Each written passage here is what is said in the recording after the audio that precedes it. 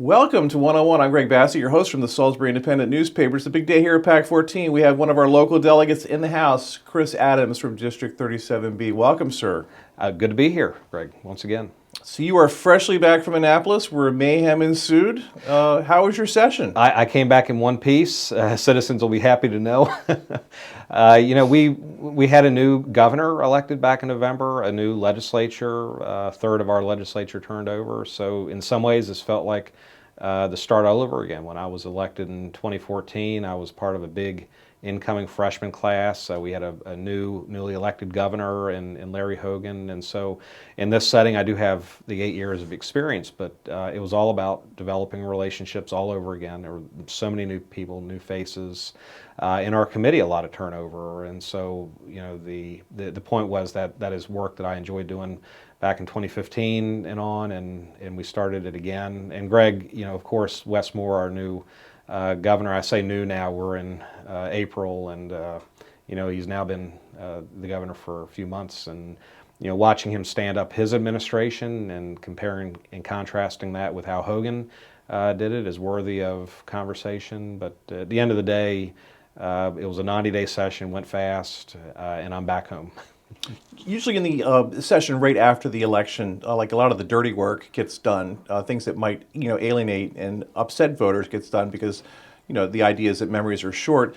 But I didn't get that sense that this time that there was a lot of negative stuff that happened. Well, this year was the year one of a 4-year term. So in my first 4 years, year one, especially with the change, was not the year for a lot of heavy lifting. That came in year 2 and year 3.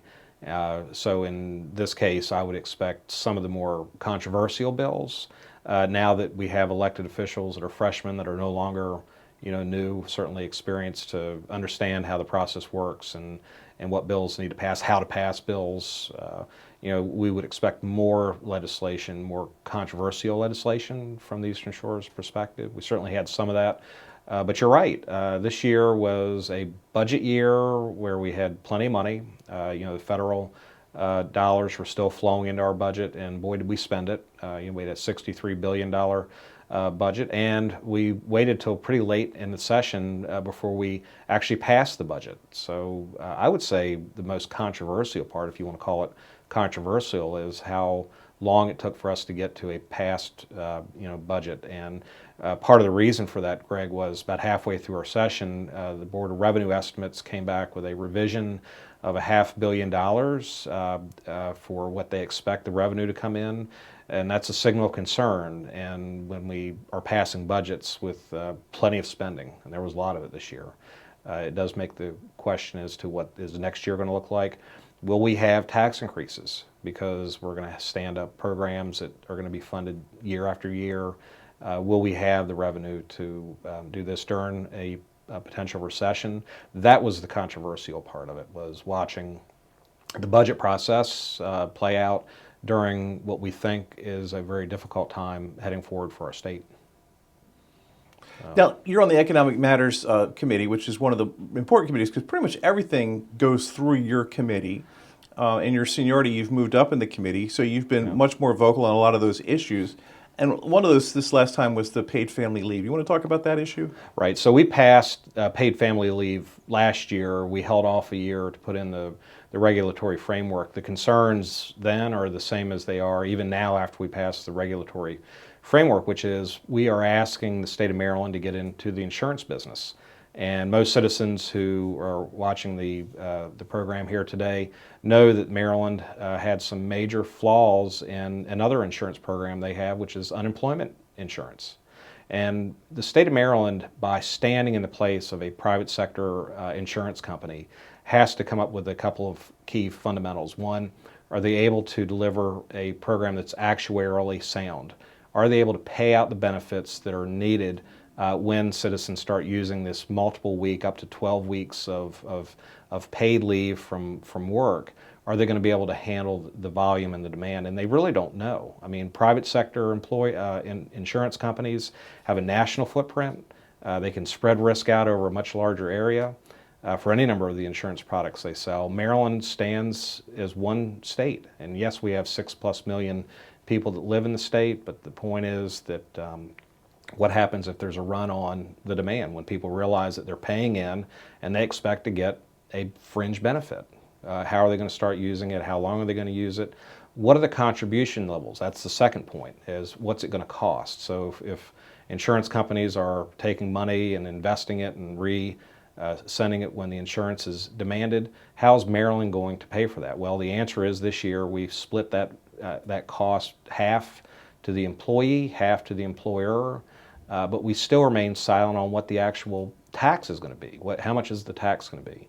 And so we'll spend the next year watching the Department of Labor continue to research and go through this process. Contributions, viewers should know, don't start until the fall of next year, and the benefit is not going to be available to them until 2026. That should tell you everything you need to know, which is this is a cake that's not baked well, and they're going to have to sort out all this. And I don't know that at the end of the day that they should not have done what Virginia did, which is to say we're going to stand up a program where private insurers can offer these benefits if employees want it, or if employers would like to participate in helping the employee pay for it, and then go that route. Standing up a program like this is going to be massive. There are other states that have fallen way short in doing this correctly, and perhaps we'll learn some lessons from that. But my doubts remain that we will, because at the end of the day, we're handing somebody a new fringe benefit. They're able to leave work for multiple weeks.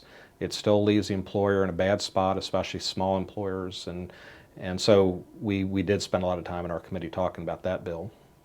Yeah, and it strikes me that you get the rap for being against the program, but you're not. You're sympathetic to the need for this, but the problem is the bureaucracy and how it's going to be implemented. And you got elected as a small businessman running, with concerns about state, interference in business. There are private insurers that offer these sort of programs, and those insurance companies do show up at small businesses. They offer them.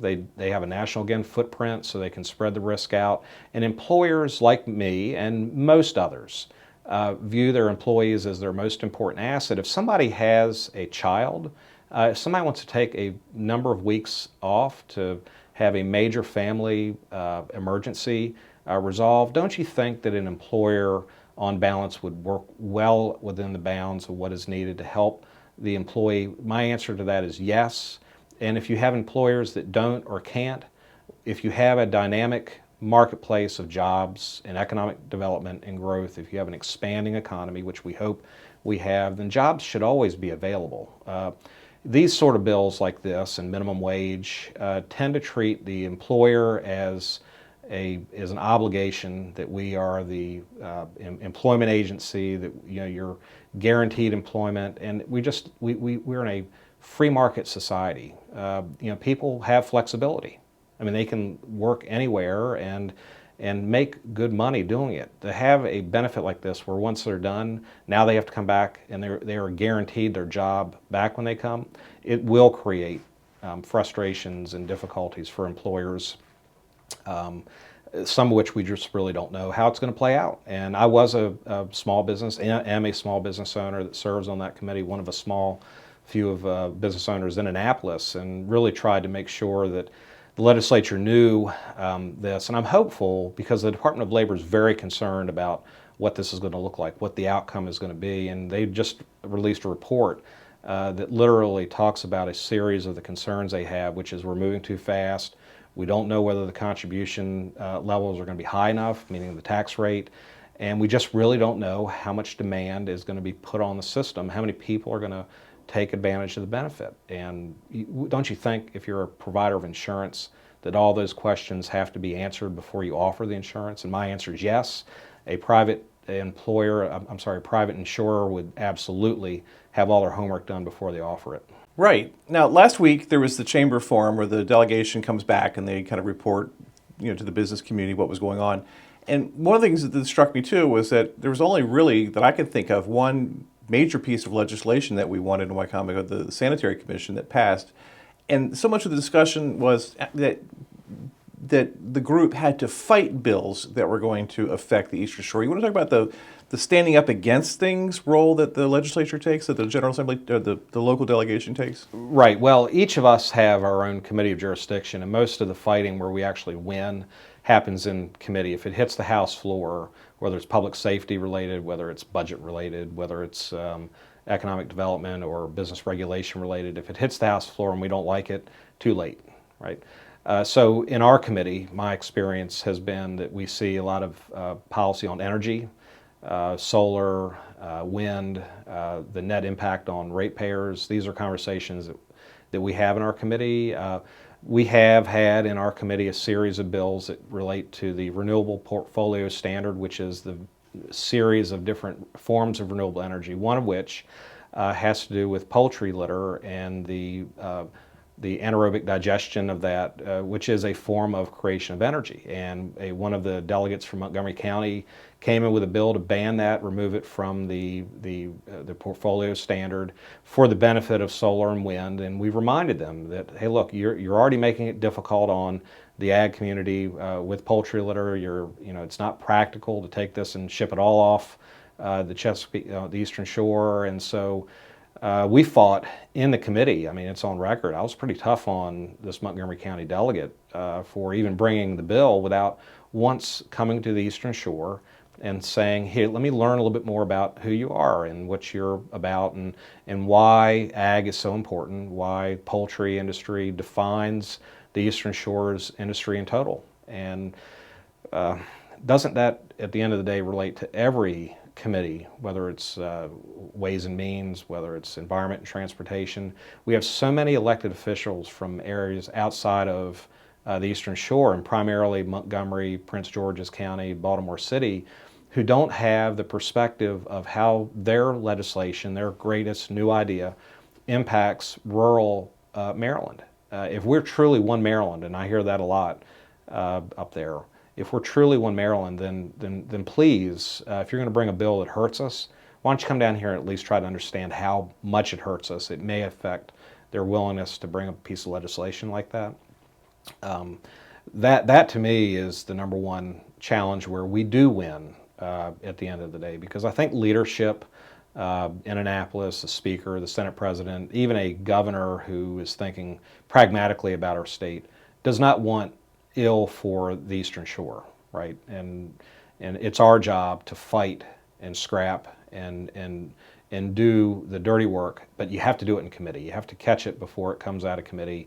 And if it does come out of committee, Greg, the goal for somebody like me as a business owner is to create clear paths to compliance and making sure that the bills are workable. If you're going to put the mandate on us, then please, by all means, make sure that you've done it in a way where businesses don't find themselves in violation of a law or a regulation and it having a real impact for reasons that don't really relate to why the bill's even there. That's the problem when you have somebody from outside of the Eastern Shore, outside of a committee of jurisdiction, bringing these sort of bills, because they really don't know how it's going to impact the committee that they're attending on regulating, and those are the places where we fight. Yeah, years ago I interviewed Cass Taylor, who was Speaker of the House, a Democrat, and he said so much of his time was spent being an ambassador for rural communities, so the people in the center of the state understood what their legislation was doing to people, out in the sticks. And it was just so exhausting trying to explain the perspective of rural residents to these people. It was just completely frustrating. And then last week, even Sheree Sample Hughes, Speaker pro tem of the House of Delegates, the second most important person, on that side, was saying that she has to stand up and fight things from her own caucus. So Right. It's just amazed me in terms of the politics of, explaining the rural perspective on things.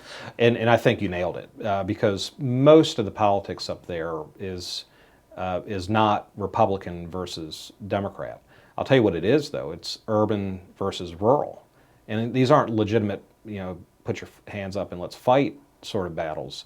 But they are fights over principle and certain values. And so when I hear the Speaker pro tem talk during the chamber event last week, she's talking about actually the same bill I was talking about.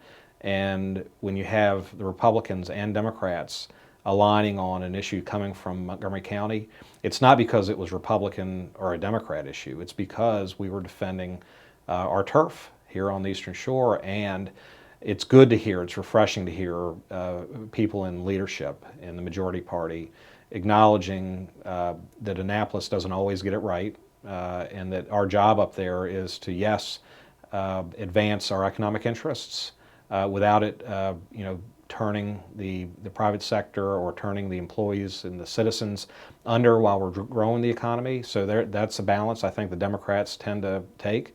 But it's also about making sure that us on the Eastern Shore are able to live our lives with some self-determination, some independence, which is our nature on the shore.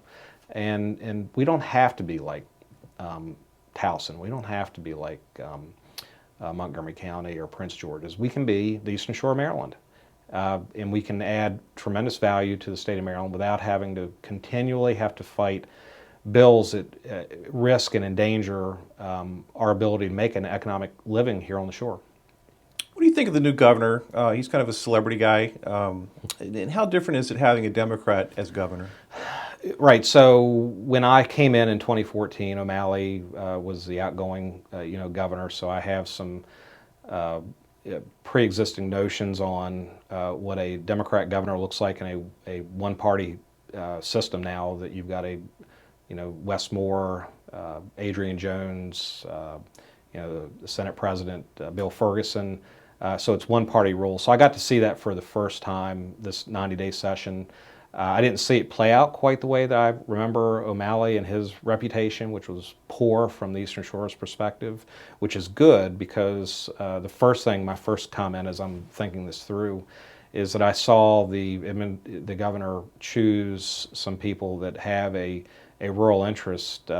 Jake Day is our Secretary of Department of Housing and Community Development. So this was a governor who I think recognizes and understands that we are one Maryland, and he was willing to put people in place who understand and reflect Eastern Shore values. It would not surprise me one bit that some of the reasons why we didn't hear about as many controversial bills related to ag and related to Eastern Shore way of living was based on the fact that you had somebody in the cabinet who was talking on a one-on-one level like we are here over, hey, look, here are some of the concerns that we have. May not be his jurisdiction in the secretary position he has, but look, they all work together. That's a small, tight-knit group of leaders who help advance that administration. I think that speaks to the governor's willingness and reputation for working for the interests of the people at large. These next few years, I think it'll be interesting to watch how he advances his goals, what his political aspirations are, and how that may affect, policy making. I'll leave it there for the moment. But the at first blush that I would have is that he certainly seems articulate. He seems to be well-intentioned. Some of the bills that he is advancing, I have some real concerns with.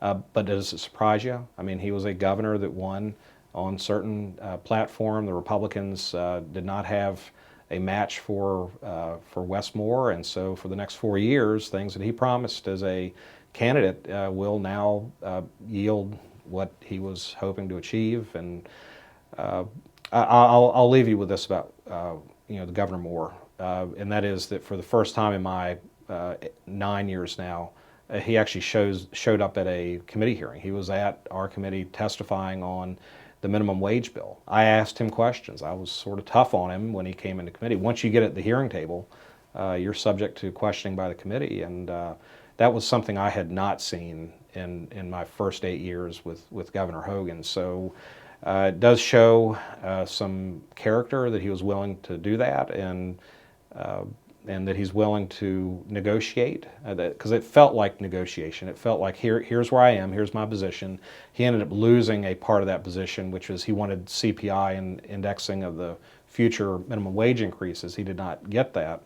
But those are engagements. I mean, that's engagement with the policymakers. And when you have somebody who's an executive who's willing to engage, debate, compromise, and develop relationships, that all can't be bad. I mean, that helps the legislative process. It also helps the process of us serving citizens of our state. You'd rather have that than then no engagement. My job is to work at the interest of the people, and you have to do that by engaging people that have a different opinion, including the governor. So that's job number one. Politics is what it is, and my voting record stands on its own merit. But working across the aisle is what I've been doing for the past now 9 years. Now, again, family medical leave, laudable goal, implementation is the question. Blueprint for Maryland, the education program, the Kerwin Commission. Yep. Laudable goal, implementation questions again. Your wife's a teacher, a very good teacher, well known for one of the best teachers in the county. You're very pro-education. Where are you on the Maryland Blueprint situation? It all comes down to money. What we know is coming is a fairly heavy responsibility of the local counties to pay for education. Let me answer it like this. During Hogan's first 8 years, he was making record historic investments in public education. So you can never say that we were falling short financially in paying for public education. That's simply not going to stand true. So what was Blueprint all about? It was about revitalizing and reestablishing the formulas that were in place from the Thornton Commission. So that was in the early 2000s, and there was a need to modernize it. And we were thinking, hopefully, for the benefit of the rural parts of the state, not for the urban areas. And what they ended up doing through this new formula spending is I think they pretty much made everybody upset. Yeah. Even Montgomery and Prince George's County were looking at these and saying, look, if you're going to fully mandate these sort of spending requirements into the future, we're going to have a tough time unless we raise taxes. So of the things that the Kerwin Commission was trying to do, it was trying to raise salaries for the teachers. Do we need to do that? I really don't know. How does that help the students? It was also designed to create an accountability board, and in some ways that took away, or it was taking away, some of the local commitments to curriculum and how we make county-wide decisions on how we teach children. That is not a good outcome. So, aside from the funding concerns I have, and most citizens will have, the instinct here now is to, at a state level, start driving curriculum, and it's going to upset boards of education. It's going to upset citizens when they realize, when they show up at the boards of education, and the boards are going to say, well, look, these are mandates coming from the state, not from a local level, but rather from this accountability board and the state board of education, and our hands are tied. Citizens are not going to take kindly to that. They take public education very seriously, and when they need adjustments in strategy, they fully expect to show up at a meeting or a hearing and have their voice heard and actually respected. I'm worried that this whole change in education, the net effect is going to be very expensive. It's going to be a budget buster for some of our smaller counties, and at the same time it's taking local determination and decision making away from elected officials who represent us in these boards of education. They are elected just like I am, making promises on delivering local results and outcomes for each individual student. And we had a bill this year that really fought against that principle, and we killed the bill ultimately. But the point is that Kerwin had a lot of ambitious goals. Is the legislature going to be willing to adjust over the next few years? I think they're going to have to. I think that public education is going to drive us into a structural deficit in 3 to 4 years. The number from the Department of Legislative Services is we're going to go into deficit of $1.7 billion because of education spending. So it's not like the state's going to come back in future years and say to these individual counties, look, I know this is a heavy mandate on you and we're going to help you out.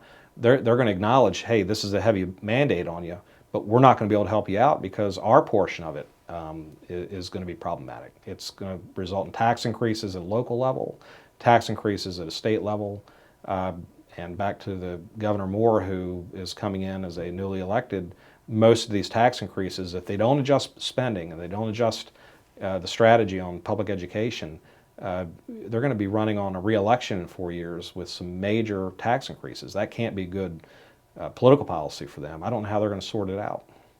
The one issue that I don't pay attention like I should, because I'm kind of cynical about it, is the cannabis issue. Yeah. and I guess the train's out of the station on this thing. It's done. What's going to happen with cannabis in our state? Where are we headed with this? Right. So 9 years in, I've watched our state legislature decriminalize marijuana, and the reason why is because they don't like seeing citizens go to jail for the possession or the use of marijuana.